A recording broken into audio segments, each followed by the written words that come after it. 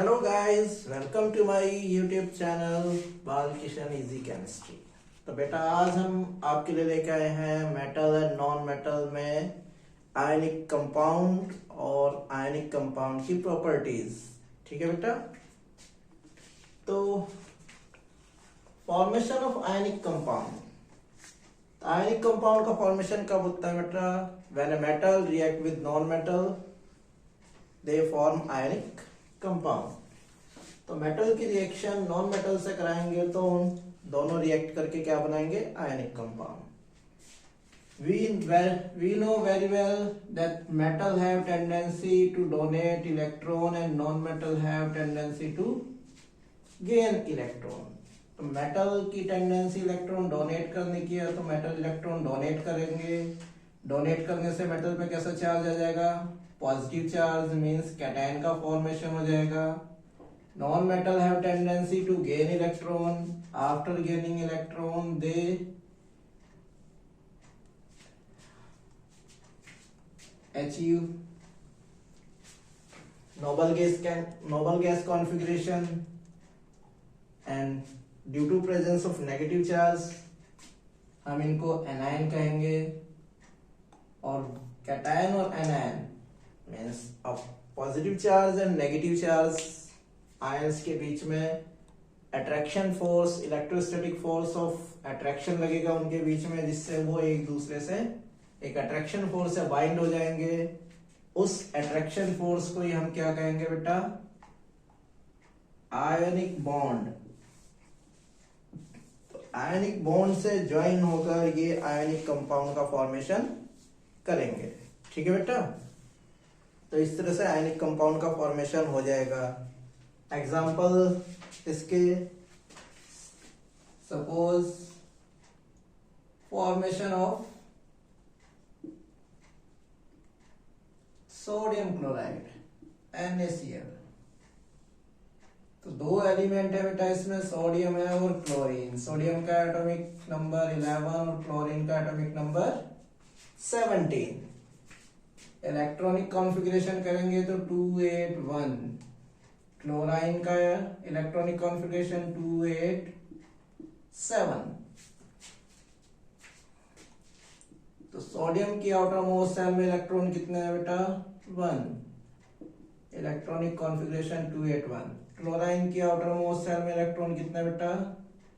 7। Electronic configuration 287। तो noble gas configuration attain करने के लिए सोडियम को एक इलेक्ट्रॉन डोनेट करना पड़ेगा और क्लोराइन को एक इलेक्ट्रॉन गेन करना पड़ेगा। तो सोडियम अपनी आउटर मोस्ट शेल से एक इलेक्ट्रॉन क्लोराइन के आउटर मोस्ट शेल में ट्रांसफर कर देगा। तो इससे क्या होगा? एक इलेक्ट्रॉन डोनेट कर दिया सोडियम ने, तो एक पॉजिटिव चार्ज आ गया इसके पास। क्लोराइन ने एक इलेक्ट्रॉन गेन करके Cl नेगेटिव में कन्वर्ट हो गया। अब इसकी आउटर मोस्ट शेल का इलेक्ट्रॉनिक कॉन्फ़िगरेशन रह गया 28। क्लोराइन का हो गया 288। तो क्लोराइन पे जब नेगेटिव चार्ज आ जाता है तो बेटा इसको क्लोराइड आयन कहते हैं। ठीक है। तो आयंस बन गए कैटायन और एनायन। एनायंस के बीच में अपोजिट चार्ज होने की वजह से एक अट्रैक्शन फोर्स लगेगी, जिससे एक दूसरे से अट्रैक्ट होके बाइंड हो जाएंगे और आयनिक कंपाउंड का फॉर्मेशन कर देंगे। ठीक है बेटा। इसी तरह से ही formation of magnesium chloride MgCl2। तो बेटा मैग्नीशियम मेटल है इसमें और क्लोराइन, दो एलिमेंट है। मैग्नीशियम का एटॉमिक नंबर 12, इलेक्ट्रॉनिक कॉन्फ़िगरेशन हो जाएगा 282। क्लोराइन का एटॉमिक नंबर 17 है बेटा, इलेक्ट्रॉनिक कॉन्फ़िगरेशन 287।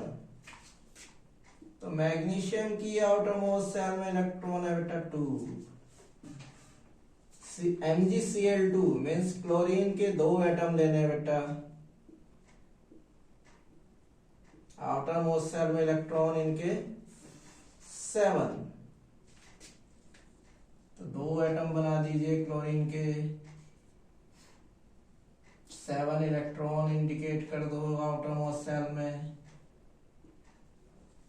इलेक्ट्रॉनिक डिस्ट्रीब्यूशन हो गया 282, क्लोराइन का 287, सेकंड एटम क्लोराइन का 287, मैग्नीशियम, दोनों क्लोरीन एटम को एक एक इलेक्ट्रॉन की रिक्वायरमेंट है ऑक्टेट कंप्लीट करने के लिए। क्लोरीन मैग्नीशियम की आउटर मोस्ट सेल में इलेक्ट्रॉन है 2, तो मैग्नीशियम एक इलेक्ट्रॉन ट्रांसफर कर देगा इस क्लोरीन एटम की आउटर मोस्ट सेल में, और दूसरा इलेक्ट्रॉन दूसरे क्लोरीन एटम की आउटर मोस्ट सेल में। तो मैग्नीशियम ने 2 इलेक्ट्रॉन डोनेट किए, तो इसके ऊपर हो गया डाई पॉजिटिव चार्ज। इधर वाले क्लोरीन एटम ने एक गेन किया तो एक नेगेटिव चार्ज आ गया, इधर वाले क्लोरीन एटम ने एक इलेक्ट्रॉन गेन किया तो इसके पास भी एक नेगेटिव चार्ज आ गया। मैग्नीशियम का इलेक्ट्रॉनिक कॉन्फ़िगरेशन अब हो गया 2,8, क्लोराइन का हो गया बेटा 288, और इधर भी क्लोराइड आयन का हो गया 288। तो यहां इनकी आउटर मोस्ट सेल का ऑक्टेट कंप्लीट हो चुका है। तो अब इन आयंस के बीच में इलेक्ट्रोस्टैटिक फोर्स ऑफ अट्रैक्शन लगने से ये एक दूसरे से अट्रैक्शन फोर्स से बाइंड हो जाएंगे। तो बेटा जो अट्रैक्शन फोर्स इनके बीच में लग रही है उस फोर्स को हम क्या कहेंगे, बॉन्ड। ठीक है, तो किस तरह का बॉन्ड बन रहा है यहाँ पे, आयनिक बॉन्ड बन रहा है। तो इस तरह से मैग्नीशियम क्लोराइड का फॉर्मेशन हो जाएगा। ठीक है बेटा,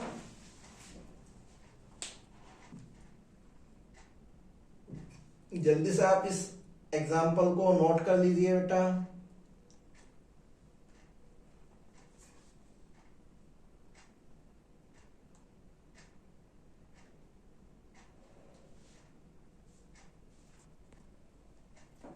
तो नेक्स्ट एग्जाम्पल है बेटा फॉर्मेशन ऑफ सोडियम ऑक्साइड। तो यहाँ पे एलिमेंट है सोडियम एंड ऑक्सीजन। सोडियम का एटॉमिक नंबर 11, ऑक्सीजन का एटॉमिक नंबर 6, इलेक्ट्रॉनिक कॉन्फ़िगरेशन 28126। तो ऑक्सीजन की आउटर मोस्ट सेल में इलेक्ट्रॉन हो गए बेटा 6,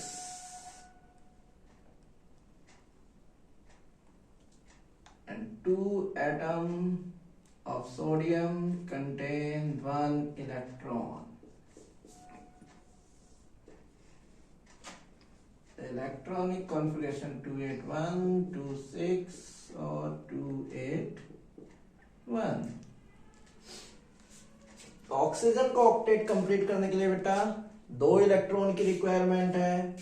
एक इलेक्ट्रॉन इधर से सोडियम ट्रांसफर कर देगा, एक इलेक्ट्रॉन इधर से दूसरा सोडियम एटम ट्रांसफर कर देगा। तो ऑक्सीजन की आउटर मोस्ट सेल में टोटल इलेक्ट्रॉन आ गए 2। तो 2 इलेक्ट्रॉन गेन कर लिए ऑक्सीजन ने, तो ये डाई नेगेटिव हो गया। सोडियम पर एक पॉजिटिव चार्ज आ गया और इधर दूसरे सोडियम एटम पर भी एक पॉजिटिव चार्ज आ गया। ठीक है, तो 2 सोडियम आयन बन गए और एक ऑक्साइड आयन बन गया। अपोजिट चार्ज होने की वजह से फिलहाल इनकी आउटर मोस्ट सेल कंप्लीट हो चुकी है। ये आयंस अपोजिट चार्ज होने की वजह से अट्रैक्शन फोर्स से बाइंड होकर सोडियम ऑक्साइड का फॉर्मेशन करेंगे। ठीक है बेटा, इसी तरह से नेक्स्ट फॉर्मेशन है मैग्नीशियम ऑक्साइड का। एलिमेंट है यहाँ पे magnesium and oxygen.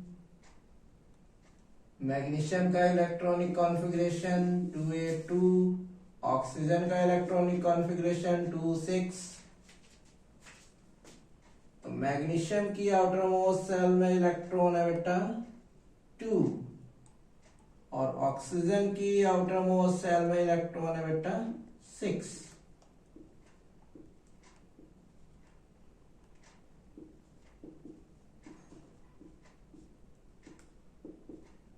Oxygen required 2 electron to complete its octet. Magnesium क्या करेगा, अपनी वैलेंस सेल के दोनों इलेक्ट्रॉन ऑक्सीजन की वैलेंस सेल में ट्रांसफर कर देगा। ऑक्सीजन 2 इलेक्ट्रॉन गेन करके डाई नेगेटिव आयन में कन्वर्ट हो जाएगा और मैग्नीशियम 2 इलेक्ट्रॉन डोनेट करके डाई पॉजिटिव आयन में।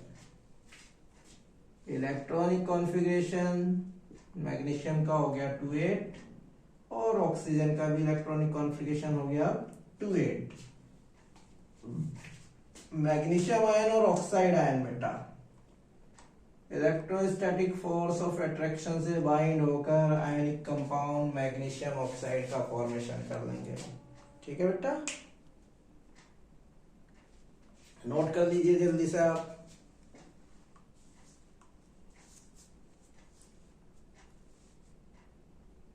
और अब बताएंगे आपको आयनिक कंपाउंड की प्रॉपर्टीज।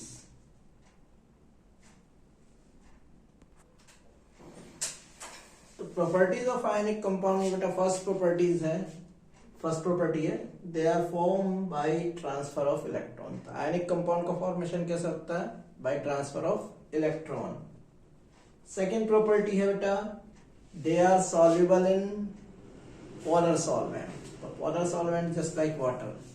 तो जितने भी आयनिक कंपाउंड हैं उनको वाटर में डिसॉल्व करोगे तो वो इजिली वाटर में डिसॉल्व हो जाएंगे। And insoluble in non polar solvent. तो जो नॉन पोलर सॉल्वेंट होते हैं ना, मीन्स ऑर्गेनिक सॉल्वेंट की बात करें हम, जैसे alcohol, acetone, ether, benzene, chloroform, इस तरह के जो सॉल्वेंट हैं उनमें ये इनसॉल्युबल होते हैं, उनमें डिसॉल्व नहीं होते हैं। Third property they ionise when dissolved in water. तो आयनिक कंपाउंड को अगर हम वाटर में डिसॉल्व करते हैं तो क्या होता है बेटा? वो आयोनाइज हो जाते हैं। मीन्स कैटायन और एनायन जो अट्रैक्शन फोर्स से बाइंड हुए थे उनके बीच की अट्रैक्शन फोर्स वो ब्रेक हो जाती है और वो आयन से एक दूसरे से सेपरेट हो जाते हैं। तो इस प्रोसेस को ही हम आयोनाइजेशन कहते हैं। ठीक है बेटा, तो जैसे ये NaCl है, NaCl Na पॉजिटिव और Cl नेगेटिव आयन बेटा एक अट्रैक्शन फोर्स से एक दूसरे से बाइंड है। जैसे ही वाटर में डिसॉल्व करोगे तो जो सॉल्वेंट होता है उसकी एक प्रॉपर्टी होती है डाई इलेक्ट्रिक कांस्टेंट। तो जैसे ही आयनिक कंपाउंड को वाटर में डिसॉल्व करोगे डाई इलेक्ट्रिक कांस्टेंट की वैल्यू इंक्रीज हो जाती है। बेटा डाई इलेक्ट्रिक कांस्टेंट और जो अट्रैक्शन फोर्स है ये एक दूसरे के इनवर्सली प्रोपोर्शनल होते हैं। तो जब डाई इलेक्ट्रिक कांस्टेंट इंक्रीज होगा तो फोर्स बेटा डिक्रीज होगी। तो मीन्स वाटर में डिसॉल्व करते ही क्या होता है? डाई इलेक्ट्रिक कांस्टेंट का लेवल इंक्रीज होगा और आयंस के बीच में जो अट्रैक्शन फोर्स है वो डिक्रीज हो जाएगी। तो अट्रैक्शन फोर्स वीक होने की वजह से ये एक दूसरे से सेपरेट हो जाते हैं। तो Na पॉजिटिव और Cl नेगेटिव आयंस अलग अलग हो जाते हैं। तो इस प्रोसेस को ही हम आयोनाइजेशन कहते हैं। ठीक है बेटा, फोर्थ क्वेश्चन मोस्ट इंपॉर्टेंट है, इससे रिलेटेड क्वेश्चन एग्जाम में कई बार आया हुआ है। फोर्थ पॉइंट क्या है बेटा? कि they are good conductor of electricity. तो ionic compound good conductor of electricity है, लेकिन कब? इन मॉल्टन स्टेट और इन एक्वस सॉल्यूशन।